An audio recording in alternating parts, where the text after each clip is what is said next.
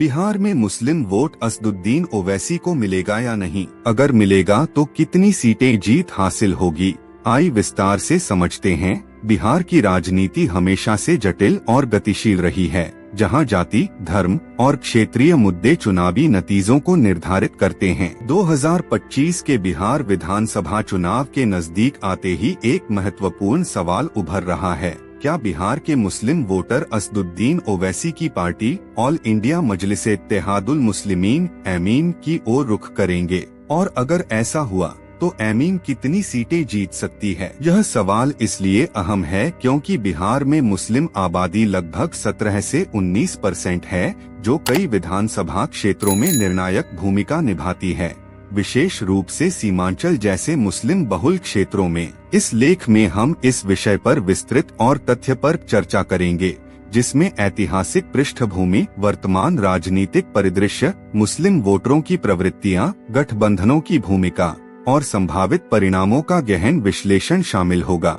हम डेटा, पिछले चुनावों के परिणाम, विशेषज्ञों की राय और सोशल मीडिया ट्रेंड्स का उपयोग करेंगे ताकि एक संतुलित और व्यापक नजरिया प्रस्तुत किया जा सके। बिहार भारत का तीसरा सबसे अधिक आबादी वाला राज्य है, जहां 2025 तक अनुमानित आबादी करीब 13 करोड़ है। 2011 की जनगणना के अनुसार बिहार की मुस्लिम आबादी 16.87% थी, लेकिन हाल के जाति आधारित सर्वेक्षण 2023 में इसे 19% तक बताया गया है। यह आंकड़ा महत्वपूर्ण है क्योंकि मुस्लिम वोटर कई विधानसभा क्षेत्रों में बहुमत या निर्णायक अल्पमत में हैं। उदाहरण के लिए किशनगंज 70% मुस्लिम, अररिया 45%, पूर्णिया 40% और कटिहार 44% जैसे जिले मुस्लिम बहुल हैं। इन क्षेत्रों में मुस्लिम वोटर सीधे नतीजों को प्रभावित करते हैं। दरभंगा, सीवान, गोपालगंज और पूर्वी चंपारण जैसे जिलों में भी मुस्लिम आबादी 15 से 25% है,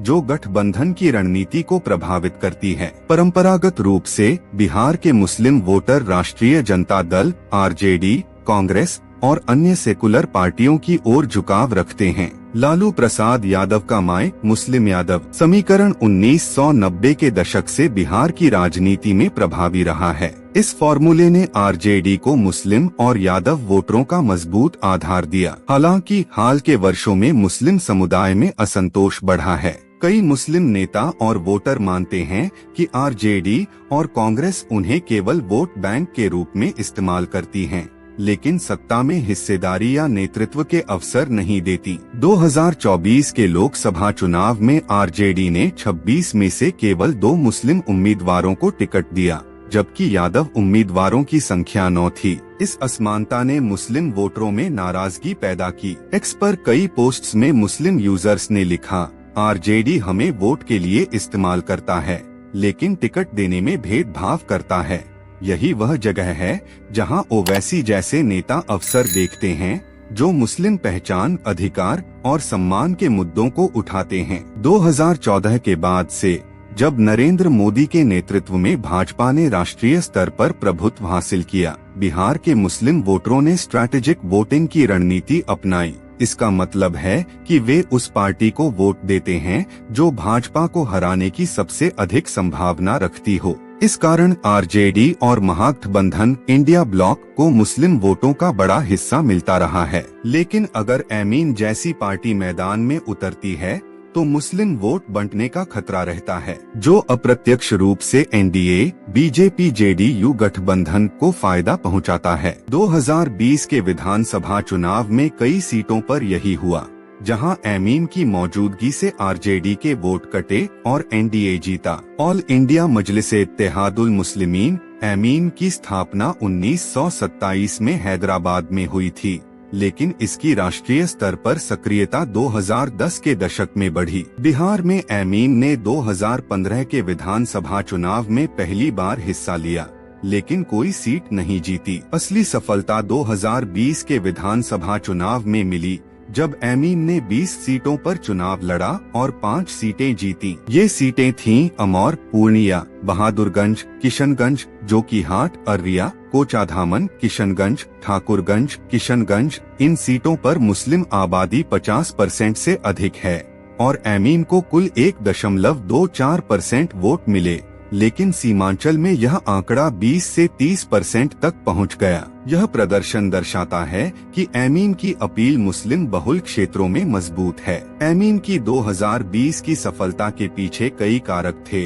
असदुद्दीन ओवैसी की भाषण शैली मुस्लिम युवाओं को आकर्षित करती है। वे नागरिकता संशोधन अधिनियम CAA, national register of citizens NRC, triple तलाक जैसे मुद्दों पर खुलकर बोलते हैं, जो मुस्लिम समुदाय में गहरी गूंज पैदा करते हैं। कई मुस्लिम वोटरों को लगता है कि RJD ने उन्हें नेतृत्व के अवसर नहीं दिए। 2020 में RJD ने केवल 7 मुस्लिम उम्मीदवार उतारे, जबकि यादव उम्मीदवारों की संख्या 30 से अधिक थी। सीमांचल में बंगाली मूल के मुस्लिम एमीन को अपना मानते हैं, क्योंकि ओवैसी ने उनकी समस्याओं जैसे बाढ़, गरीबी और शिक्षा को उठाया। एमीन ने सीमांचल में मजबूत स्थानीय संगठन बनाया, जो वोटरों तक सीधे पहुंचा। हालांकि इस सफलता ने एमीन को वोट कटर का टैग भी दिलाया। कई विश्लेषकों और RJD समर्थकों का मानना है कि एमीन की वजह से 2020 में कम से कम 10 से 12 सीटों पर महागठबंधन हारा,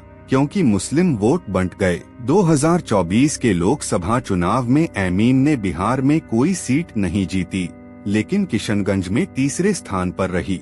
किशनगंज में एमीन उम्मीदवार को 10% से अधिक वोट मिले, जो दर्शाता है कि पार्टी की अपील बरकरार है, लेकिन यह सीमित क्षेत्रों तक ही है। इस प्रदर्शन ने यह भी दिखाया कि मुस्लिम वोटरों का बड़ा हिस्सा अभी भी RJD और कांग्रेस के साथ है, खासकर जब बात राष्ट्रीय स्तर पर भाजपा को रोकने की हो। 2025 के विधानसभा चुनाव के लिए एमीन की प्राथमिक रणनीति महागठबंधन RJD, कांग्रेस और वाम दलों का इंडिया ब्लॉक में शामिल होना था। जुलाई 2025 में एमीन के बिहार अध्यक्ष अख्तरुल इमाम ने लालू प्रसाद यादव को पत्र लिखकर गठबंधन की पेशकश की, लेकिन RJD और कांग्रेस ने इसे ठुकरा दिया।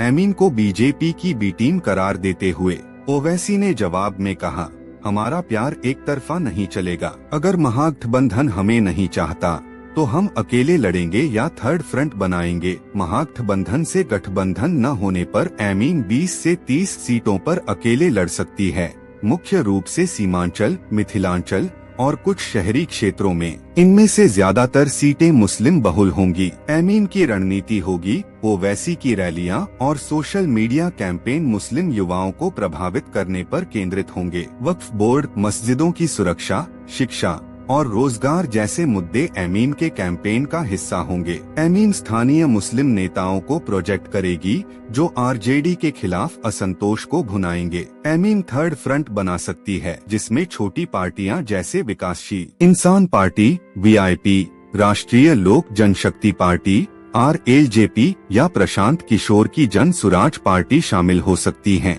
हालांकि जन सुराज का प्रभाव अभी अस्पष्ट है और प्रशांत किशोर ने ओवैसी के साथ गठबंधन की संभावना को खारिज किया है। अगर थर्ड फ्रंट बना तो एमीन को 5 से 10 अतिरिक्त सीटों पर प्रभाव डालने का मौका मिल सकता है। जुलाई 2025 में ओवैसी ने निर्वाचन आयोग की विशेष गहन संशोधन (सर) प्रक्रिया की आलोचना की, जिसमें दावा किया कि इससे मुस्लिम और दलित वोटरों के नाम वोटर लिस्ट से हटाए जा रहे हैं। यह मुद्दा सीमांचल में गूंज सकता है, क्योंकि वहां बंगाली मूल के मुस्लिमों को पहले भी NRC जैसे मुद्दों पर निशाना बनाया गया है। अगर यह मुद्दा जोर पकड़ा तो एमीन को मुस्लिम वोटरों का समर्थन बढ़ सकता है। यह सवाल का सबसे महत्वपूर्ण हिस्सा है। संभावना है कि हाँ, लेकिन सीमित और क्षेत्र विशिष्ट रूप से निम्नलिखित कारक एमीन के पक्ष में हैं। सीमांचल में एमीन की मजबूत उपस्थिति है। X पर कई पोस्ट्स में मुस्लिम युवा लिखते हैं,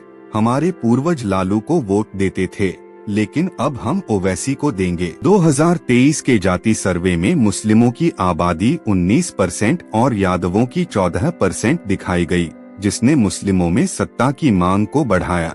RJD पर आरोप है कि वह मुस्लिमों को पर्याप्त टिकट नहीं देती। 2024 के लोकसभा चुनाव में RJD ने 9 यादव और 2 मुस्लिम उम्मीदवार उतारे, जिसे ओवैसी ने मुस्लिम वोटरों के सामने उठाया। ओवैसी वक्फ बोर्ड संशोधन, मस्जिदों की सुरक्षा और CAA NRC जैसे मुद्दों पर बोलते हैं, जो मुस्लिम वोटरों को एकजुट करते हैं। एक्स पर एक यूजर ने लिखा, ओवैसी हमारी बात संसद में उठाते हैं, आरजेडी नहीं। 18 से 30 आयु वर्ग के मुस्लिम वोटर ओवैसी की आक्रामक शैली और सोशल मीडिया उपस्थिति से प्रभावित हैं। ज्यादातर मुस्लिम वोटर भाजपा को हराने के लिए आरजेडी और इंडिया ब्लॉक को वोट देंगे। एमीन को वोट देने से वोट बंटने का डर है, जिसका फायदा एनडीए को होगा। 2020 में कम से कम 10 सीटों पर यही हुआ। एमीन की अपील मुख्य रूप से सीमांचल और कुछ शहरी क्षेत्रों तक सीमित है। ग्रामीण मुस्लिम वोटर अभी भी आरजेडी के साथ मजबूती से जुड़े हैं। कई मुस्लिम नेता और बुद्धिजीवी एमीन को वोट स्पॉइलर मानते हैं। उत्तर प्रदेश में 2022 के विधानसभा चुनाव में एमीन ने सपा के वोट काटे, जिससे भाजपा को फायदा हुआ। एमीन का संगठन सीमांचल के बाहर कमजोर है, जिससे पूरे बिहार में प्रभाव डालना मुश्किल है। सर्वे और एक्स पोस्ट्स के आधार पर अनुमान है कि एमीन को मुस्लिम वोटों का 10 से 15% मिल सकता है, खासकर सीमांचल में। लेकिन कुल मुस्लिम वोटों का 70 से 80% अभी भी आरजेडी और इंडिया ब्लॉक को जाएगा। अगर एमीन थर्ड फ्रंट बनाती है तो यह आंकड़ा 20% तक जा सकता है। एमीन की सीटों की संख्या कई कारकों पर निर्भर करेगी, मुस्लिम वोटों का विभाजन, गठबंधन की स्थिति और अन्य पार्टियों का प्रदर्शन। निम्नलिखित परिदृश्य संभव हैं। अगर आरजेडी के खिलाफ मुस्लिम असंतोष बढ़ा और एमीन को सीमांचल में 30 से 40% मुस्लिम वोट मिले तो वे 8 से 10 सीटें जीत सकती हैं। संभावित सीटें किशनगंज 4, अररिया 2, पूर्णिया 2, कटिहार 1 और दरभंगा 1। एक्स पर कुछ पोस्ट्स में एमीन को 10+ सीटों का अनुमान लगाया गया, लेकिन यह तभी संभव है जब थर्ड फ्रंट मजबूत हो। 2020 की तरह एमीन सीमांचल पर फोकस करेगी और 4 से 6 सीटें जीत सकती है। अगर महागठबंधन में शामिल होती तो 10 से 12 सीटें मांग सकती थी, लेकिन अकेले लड़ने पर 5 सीटें यथार्थवादी हैं। अमौर, बहादुरगंज, कोचाधामन, ठाकुरगंज और जोकीहाट। अगर मुस्लिम वोटर स्ट्रैटेजिक वोटिंग करते हैं और आरजेडी के साथ रहते हैं तो एमीन को केवल 2 से 3 सीटें मिल सकती हैं या कोई नहीं। सीमांचल के बाहर एमीन का प्रभाव नगण्य रहेगा। सर्वे के अनुसार एनडीए को 130 से 180 सीटें मिल सकती हैं, जबकि इंडिया ब्लॉक को 60-100। एमीन का प्रभाव सीमित रहेगा, लेकिन वोट बंटवारा एनडीए को फायदा देगा। प्रशांत किशोर की जन सुराज पार्टी अगर मुस्लिम वोटों का हिस्सा लेती है तो एमीन को नुकसान हो सकता है। किशोर ने अनुमान लगाया कि जेडीयू 25 से कम सीटें जीतेगी और जन सुराज 10 या 200+ सीटें ले सकती है, जो अतिशयोक्ति लगता है। 2025 के बिहार चुनाव में निम्नलिखित मुद्दे हावी रहेंगे। बिहार में बेरोजगारी और शिक्षा की कमी बड़े मुद्दे हैं। एमीन इन पर कम बोलती है, जो उनकी अपील को सीमित करता है। सीमांचल में हर साल बाढ़ आती है। ओवैसी ने इस मुद्दे को उठाया है, लेकिन आरजेडी और जेडीयू का स्थानीय संगठन मजबूत है। वक्फ बोर्ड संशोधन, मस्जिदों की सुरक्षा और वोटर लिस्ट से नाम हटने का डर एमीन के लिए फायदेमंद हो सकता है। निर्वाचन आयोग की सर प्रक्रिया पर ओवैसी की आलोचना ने सीमांचल में हलचल मचाई है। अगर यह धारणा बनी कि मुस्लिम वोटरों को निशाना बनाया जा रहा है तो एमीन को समर्थन बढ़ सकता है। एक्स पर एमीन समर्थक सक्रिय हैं और मुस्लिम युवाओं में ओवैसी की लोकप्रियता बढ़ रही है। लेकिन आरजेडी और जेडीयू की सोशल मीडिया रणनीति भी मजबूत है, जो एमीन के लिए चुनौती है। बिहार में मुस्लिम वोटरों का एक हिस्सा 10 से 15% एमीन की ओर जा सकता है, खासकर सीमांचल में, जहां ओवैसी की अपील मजबूत है। लेकिन कुल मिलाकर ज्यादातर मुस्लिम वोटर स्ट्रैटेजिक वोटिंग करेंगे और आरजेडी इंडिया ब्लॉक को समर्थन देंगे। अगर एमीन को अच्छा समर्थन मिला तो वे 4 से 8 सीटें जीत सकती हैं, लेकिन वोट बंटवारा एनडीए को फायदा देगा। 2025 का चुनाव एमीन के लिए एक अवसर और चुनौती दोनों है। अगर वे गठबंधन बनाते हैं या थर्ड फ्रंट को मजबूत करते हैं तो प्रभाव बढ़ सकता है, लेकिन आरजेडी की मजबूत पकड़ और स्ट्रैटेजिक वोटिंग की प्रवृत्ति एमीन की राह में सबसे बड़ी बाधा है। मुस्लिम वोटरों को यह तय करना होगा कि वे अपनी आवाज के लिए एमीन को चुनते हैं या भाजपा को रोकने के लिए इंडिया ब्लॉक को।